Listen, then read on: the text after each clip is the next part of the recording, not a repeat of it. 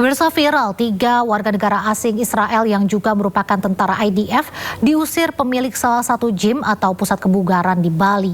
Pengusiran dipicu oleh salah satu WNA yang bersikap kasar pada staf lokal.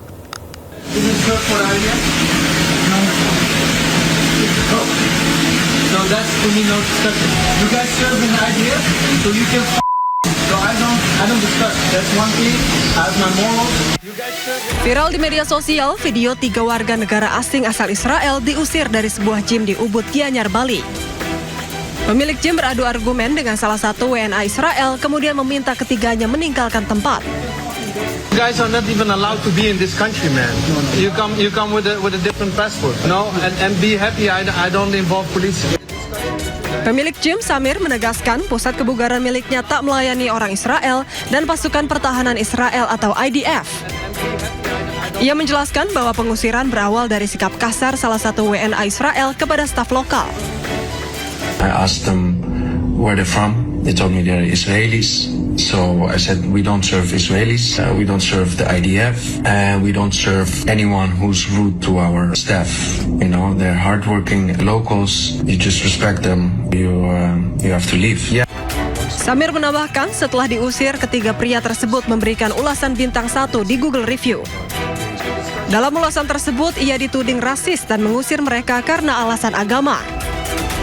Samir pun menegaskan sikapnya bahwa ia tak akan melayani pasukan Israel dan siapapun yang kasar kepada staf lokal. Perang di Timur Tengah semakin meluas. Iran mengancam akan menyerang pangkalan militer Amerika Serikat yang berada di Eropa.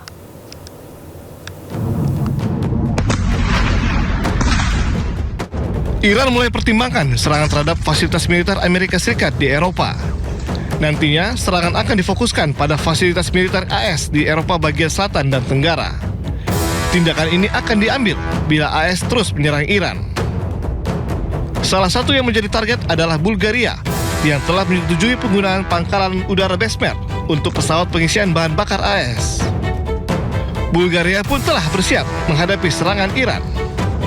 Отношение на базата в Безмер, координирано с Министерството на отбраната и под ръководството на министър-председателя сме предприели всички възможни мерки, включително сме се подсигурили като мерките, които сме предприели са за много по-високо ниво на заплаха от тази, която реално се докладва по линия на службите и постъпващата информация. Следим постоянно ситуацията и процесите и ще продължаваме да прилагаме мерки, които са изпреварващи и са в много по-голяма степен така интензивни спрямо нивото на информацията за заплаха към момента. Tak hanya itu, serangan yang menewaskan 3 personel militer AS menjadi bukti kemampuan Teheran menyerang target dalam jarak jauh. Pemirsa, Iran mengklaim negara bagian California menjadi wilayah baru negaranya. Hal ini dilakukan sebagai balasan atas aksi Presiden Amerika Serikat Donald Trump yang mengklaim Selat Hormuz sebagai bagian dari Amerika. Salah satu akun media resmi Iran menyebut California sebagai bagian dari wilayahnya. Pemilihan California ini bukan tanpa alasan. California, khususnya Los Angeles, adalah tempat tinggal konsentrasi terbesar warga keturunan Iran. Menurut Iranian Diaspora Dashboard, ada sekitar 141.000 warga Amerika Serikat keturunan Iran yang tinggal di Los Angeles. Setelah revolusi Islam Iran pada 1979, komunitas Iran di California Selatan berkembang pesat. Kawasan Westwood menjadi pusat utama diaspora Iran dan dikenal dengan sebutan Tehrangeles, yang diambil dari penggabungan kata Teheran dan Los Angeles.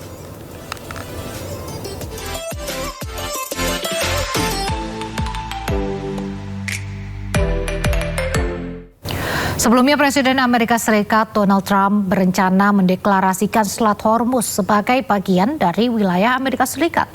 Trump mengklaim Iran kini sedang mengalami kekalahan telak.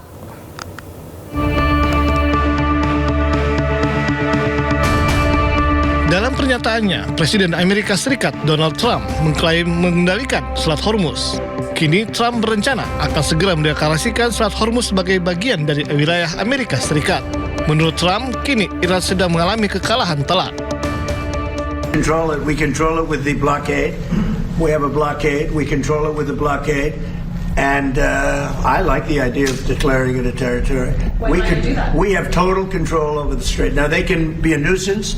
They can put a mine in the water, and people don't like having mines hit their billion-dollar ships, etc. Sengketa Selat Hormuz terus terjadi dalam konflik antara Iran dengan Amerika Serikat. Iran menyatakan Selat Hormuz tidak akan dibuka selama AS terus mengintervensi. Iran menuduh Amerika Serikat gagal penuhi ketentuan dalam nota kesepahaman yang telah disepakati sebelumnya. Pemirsa, approval rating atau tingkat kepuasan publik terhadap Presiden Amerika Serikat Donald Trump kembali merosot jelang pemilu paruh waktu atau midterm election November mendatang.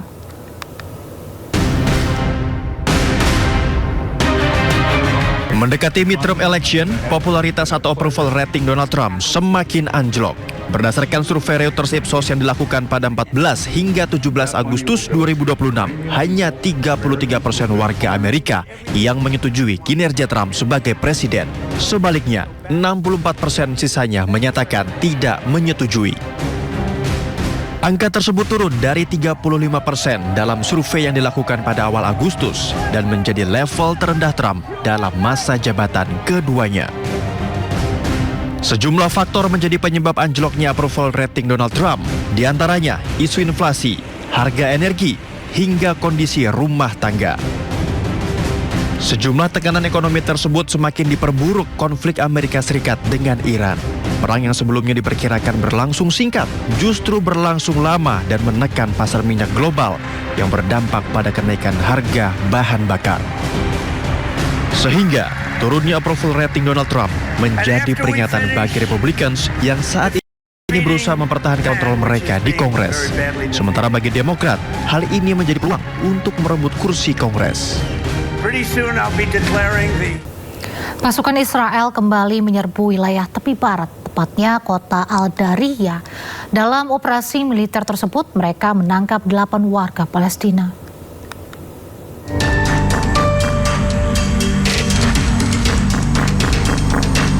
Pasukan Israel melancarkan penggerebekan besar-besaran di kota Al-Dahiriyah sebelah selatan Hebron tepi barat pada Rabu. Mereka memberlakukan jam malam dan pembatasan ketat pergerakan warga di wilayah tersebut. Dalam operasi militer tersebut, 8 warga Palestina dilaporkan ditangkap dan dibawa ke lokasi yang tidak diketahui. Pasukan Israel juga menyerbu permukiman serta menggeledah dan merusak rumah-rumah warga. Sejumlah kendaraan mengalami kerusakan parah akibat penyisiran tersebut. Media lokal melaporkan beberapa rumah warga dialihfungsikan secara paksa untuk menjadi pos atau barak militer Israel. Pasukan pertahanan Israel IDF menutup 2 jalur terowongan bawah tanah sepanjang 2 km di wilayah Gaza. Terowongan ini disebut merupakan infrastruktur bawah tanah milik Hamas dan menjadi sasaran operasi IDF. Rekaman yang dirilis IDF memperlihatkan jalur terowongan yang sempit dengan sejumlah peralatan di dalamnya. Rekaman tersebut tidak secara independen dapat memverifikasi lokasi manapun, maksud kami lokasi maupun fungsi terowongan. Militer Israel mengklaim terowongan itu milik Hamas dan menjadi sasaran operasi. IDF menyebut jalur yang membentang di wilayah Gaza Tengah dan Selatan ditutup dengan memompakan beton ke dalam terowongan. Operasi ini pun menuai kritik dari sejumlah pihak yang menilai penutupan terowongan dapat berdampak pada infrastruktur sipil.